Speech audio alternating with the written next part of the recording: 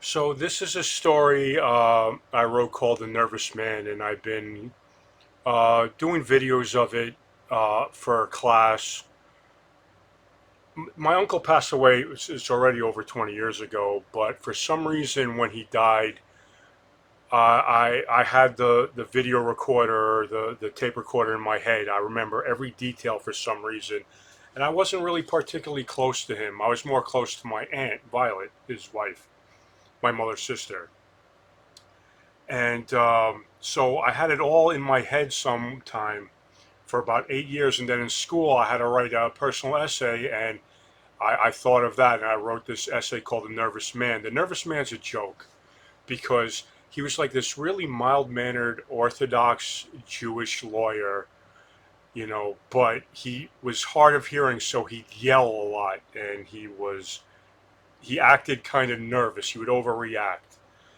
And at the funeral, everyone kept referring to him as nervous, and everyone would laugh until my cousins spoke, and all of a sudden he told us something about him that was very brave, and then people stopped laughing. So it all kind of centered on that. So I'm going to read a few selections from the piece. It's only about, I think, 6 pages, about 10 minutes or so. Is that okay? Of course. All right. Okay. All right. Let me just get it up.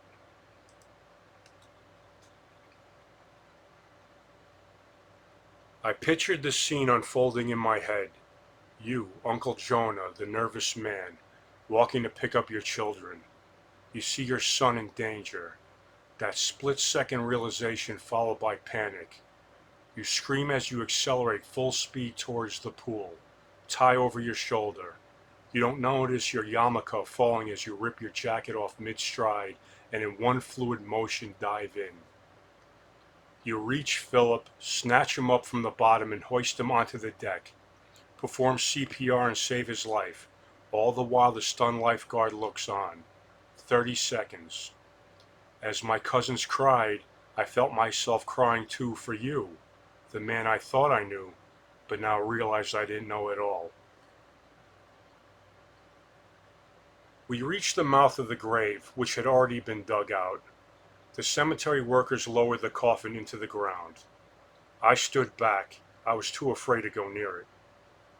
There was a commotion as the mourners grabbed shovels and began filling in the hole. Were we supposed to dig the grave? Instead of taking a shovel, I hurried out of their way so they could continue. Dirt and rocks rained down on the coffin like a storm, making a horrible sound. Crack, crack, crack. I thought the coffin was going to break. The mourners shoveling were of all ages, young and old. I noticed an out of shape rabbinical student laboring with his shovel. He didn't pace himself. He started out strong, but after the sixth or seventh shovelful, he got winded and had to pause to catch his breath as the others filled in the grave around him. Now the rabbi got involved. He looked much younger than he did in the temple. He might have been in his 30s. He had piercing blue-gray eyes and brown stubble on his chin. He looked like a wolf. The rabbi wasn't afraid of the grave. He helped the mourners fill it in. He didn't have a shovel, so he picked up handfuls of dirt and small rocks and navigated around the mourners to toss them in. The rabbi was fixated on the hole. He grabbed a larger rock, maybe the size of a melon, and heaved it in. He wasn't afraid of death.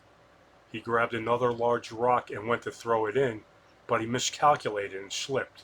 He fell at the foot of the grave with his right leg sliding over the edge and into the soft dirt inside the hole. But that didn't stop him. The rabbi picked himself up and continued shoveling the dirt into the grave with both hands. I then remembered that I buried my Bubba Esther this way. It was February and freezing cold. I picked up the shovel and it was heavy. I dug for 5 to 10 minutes. It seemed like an eternity. I was out of breath. My lungs were burning. One of my aunts took the shovel from my hands. I leaned over, spitting out the excess phlegm from my throat. How could I have forgotten that? Aunt Violet and her son stood by the grave, ashen-faced. The constant movement of the mourners' feet turned the ice and snow and dirt into a muddy slush, which caked on their shoes and pants. Even in the throes of grief, Aunt Violet, who kept an immaculate house, instinctively thought of the mourners' feet tracking mud. She took out a handkerchief and bent down to clean the mud off one of the mourners close to her. "Oh, your shoes!" Her sons had to pull her away. Grief can make you do strange things. My cat Rod was the last physical link to my childhood. I had gotten him when I was 10 and he was 3. He lived until he was 17, very old for a cat. Rod went through a natural decline.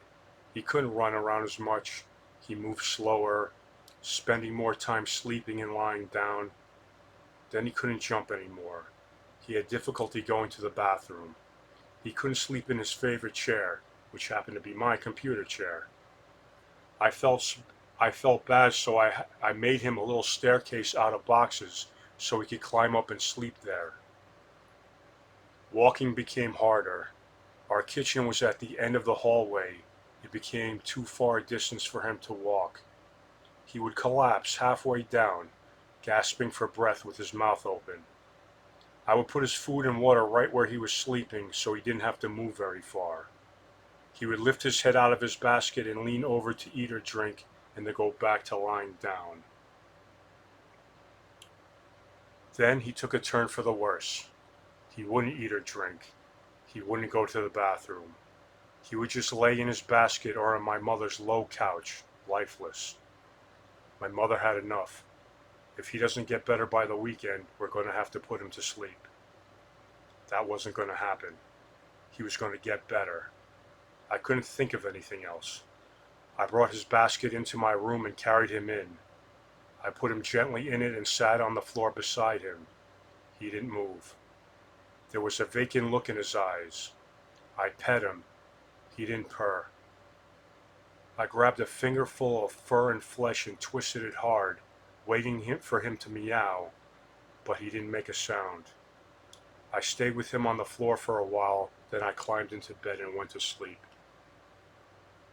I awoke to the sound of rustling. I leaned over, expecting to see him get up, but he didn't. He was lying on his side. I watched him as his paws twitched. His breathing was shallow and raspy. I watched him as he drew and exhaled his last breath. He died in front of me. I bent down and touched his fur. It then dawned on me that I was touching something dead. I quickly pulled my hand away as if it were catching. I couldn't look at it. He was now an it. I had to get it out of my room. I lifted the basket and carried it into my mother's room, paws swinging out over the edge. I tried not to get any of it on me. Jenya, our housekeeper, saw me with the basket and said to me in her best broken English, "Ah, cat sleep?" The tears were streaming down my face as I put the basket on the floor. I politely faked a laugh and said, "Yeah, cat sleep." I left the room as Jenya mopped around the basket with the dead cat in it. I didn't know where to go, so I went to work. It was my day off. My friend Arthur, the head cashier, asked me what I was doing there. "My cat died," I said like a robot. Everybody turned around as if I just told them Kennedy got shot. Arthur rushed out from behind the registers to console me. So did the rest of my coworkers as I finally broke down crying in the middle of the sales floor. That was just for a cat.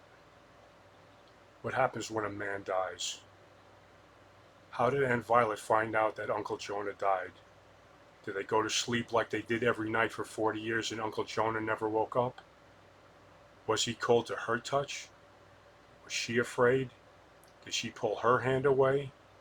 Did they get a chance to say goodbye? Did they get a chance to tell each other that they loved each other? How would she feel never to hear his voice again? I don't understand why people have to die. Staring at the grave, I wondered if I'd have to bury my mother like this. Would I have to bury my father? I hadn't seen him in years. Would I ever come down off my high horse and talk to him again? A plane leaving JFK flew overhead, breaking my concentration. I followed it as it majestically banked left and headed for its destination. The sun broke free from the clouds and the plane was momentarily awash in a red glow. I wonder where those people were going. Didn't they know what was going on down here? I turned my head back towards the grave and saw rows and rows of tombstones. A sea of tombstones. I focused on Uncle Jonah's grave and saw my shadow. It looked like it was standing in the grave. Would I ever have kids? Would anyone care if I died? Would anyone grieve for me? Would anyone brave the cold and the snow and the mud for me? I try to remember the last time I saw Uncle Jonah. Was it Philip's wedding? That was almost 7 years ago. The wedding was a big deal because my cousin married out of faith. His blonde bride to be, Christian, was Irish. That was a no-no in that part of the family. My mother and I had gone to the ceremony, which was held in a restaurant bar. I wore the same ugly green suit, which was brand new at the time. The ceremony and reception were held in the basement and was dimly lit. I guess so nobody could tell what was going on. When we got there, I noticed a lot of family members were no-shows. The ceremony began. It was brief. Instead of a rabbi presiding, it was a justice of the peace, and a woman. The best man was also a woman, one of Philip's friends from work. Our family had been rumored to be descended from the great Rabbi Akiva. Well, the great rabbi must have been rolling over in his grave. We were seated. Our family took up only one table, where the 6 or 7 others were taken up by the bride's family and the couple's co-workers and friends. At the table were Aunt Phyllis, my mother's cousin, her sister Gail, Aunt Violet, Uncle Jonah, Aunt Doris, with her son Jay, my mother and myself with some other people that I didn't know.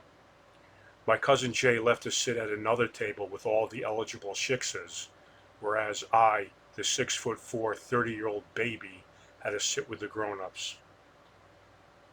Uncle Jonah had been in ill health and looked haggard. He had that glassy look in his eyes like he had cataracts. He went into his coat pocket and handed me a yarmulke. Put this on. Even his voice didn't have the same strength. The yarmulke was one of those nylon ones that were given out at religious functions, like to the Goyim, where it would have the name and date to commemorate the occasion stamped inside. I checked underneath and the print had long faded. He must have kept it in his pocket in case of an emergency. The reception got underway and the alcohol started flowing. There was a DJ and the music was pumping. Everyone was dancing and laughing and having a good time. Everyone, that is, everyone except at our table. We sat there like Mount Horeb, unmoved, a sea of stone faces, the children of Abraham and Moses, arms crossed, judgmental like King Solomon. One of the bride's aunts dancing next to our table had a few too many drinks. Every so often she would lean in and look at our table. Ah, she's drunk, someone said. She looked in again. Was she challenging our table to dance? Finally, Aunt Phyllis stood and pulled up the strap from her dress that had slipped down around her shoulder. Let's go, girls, she barked and marched to the dance floor with Aunt Violet, Cousin Gail, and my mother marching in tow. The Goldbergs, the Aronoffs, and the Rabinowitzes met their Irish counterparts on the battlefield of the dance floor. They danced in 2 lines facing off each other with each group holding hands. Then the 2 lines were let go and exchanged positions with the other line. The DJ picked up on it because he started mixing Hava Nagila with Irish lullaby. The women of both families merged into a giant circle and danced around, hand in hand with their arms locking together. At some point they would dance towards the center. letting go of their hands that clap and dance back. I watched them dance and I was proud to be a Jew. I was proud to be part of a family. I looked over at Uncle Jonah. I couldn't say if he was upset that his son married out of faith or that he was proud that his son found his true love. But I could swear that I saw his slight grin break into a big smile. Maybe it was just the lights. It was now 8 months after the funeral. The family went back to the cemetery for the dedication of Uncle Jonah's tombstone. We walked to the grave site. It didn't look like the same place, like the graves had been rearranged somehow. We gathered around his tombstone.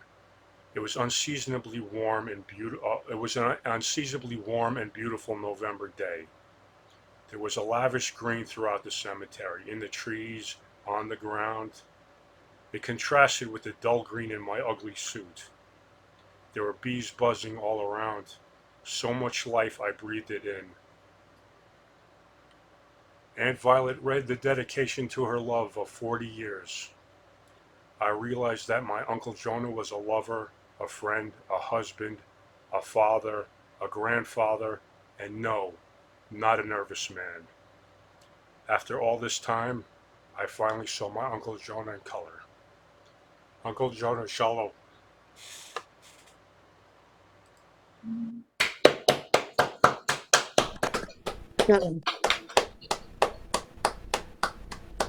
Ooh, Jay well Fair. done, Jeremy.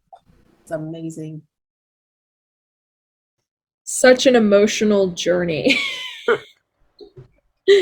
Beautiful, though. Incredible. Yeah, I had to end it on a happy note. Thank you for that. You're such a master of writing. Seriously. You're such a beautiful artist, Jeremy. That was so beautiful. There was a lot to read. There was a lot to read. Meaning? If you'll talk closer to the mic, Joy, it's a little hard to hear you. What do you mean it was hard to read? It was a lot. No, it was a lot to read in one sitting. You know. For you, like it was took a lot out of you? Well, no, it was like a lot of words, a lot of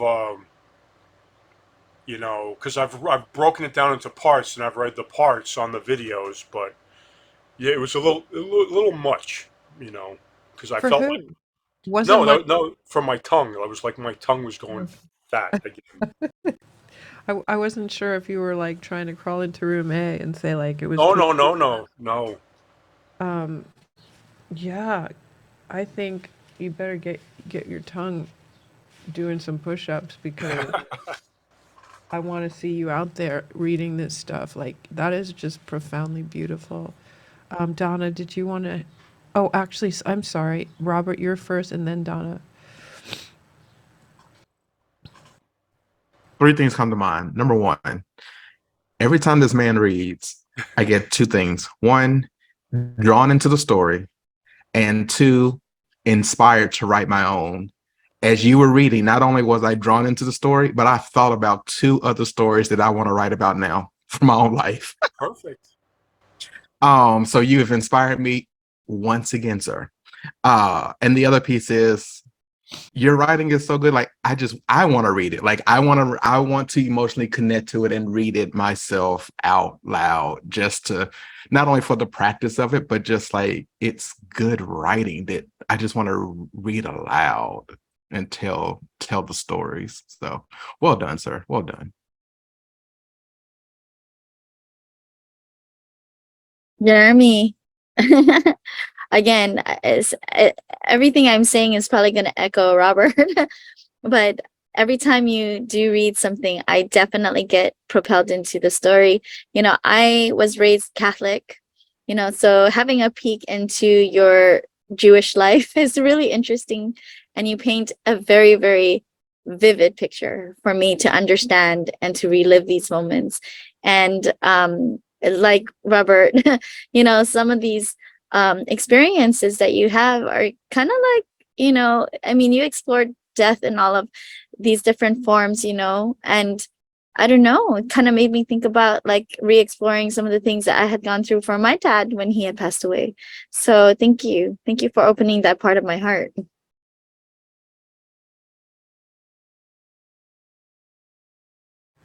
Anyone else want to comment anything to Jeremy?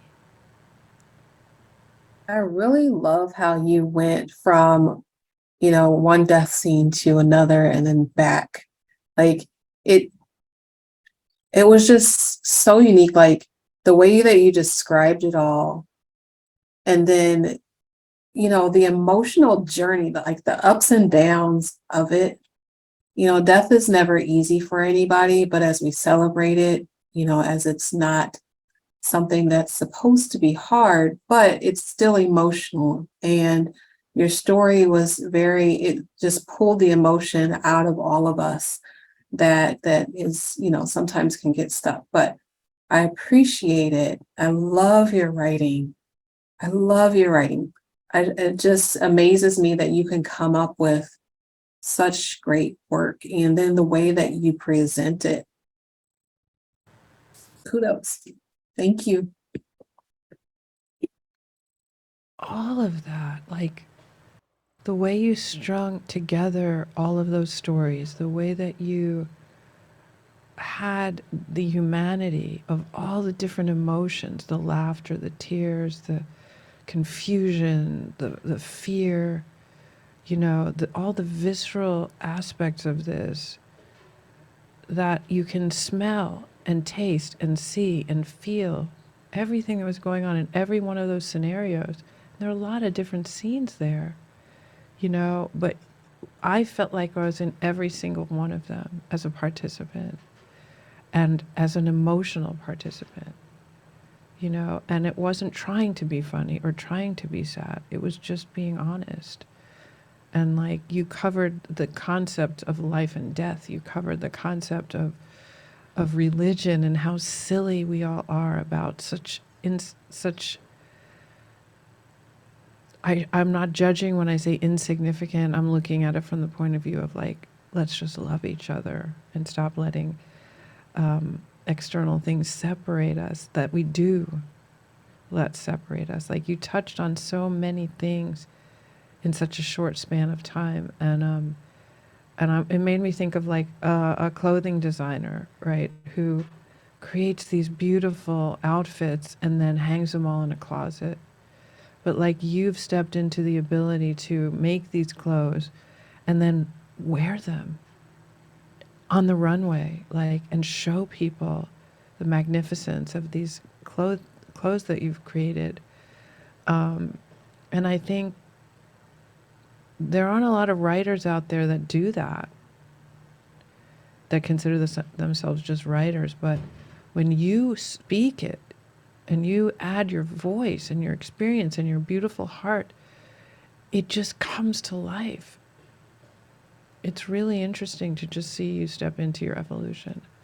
I'm so blown away. I'm so proud of you. Oh my God, I can't wait for your father to see this and your mother, and your Aunt Violet.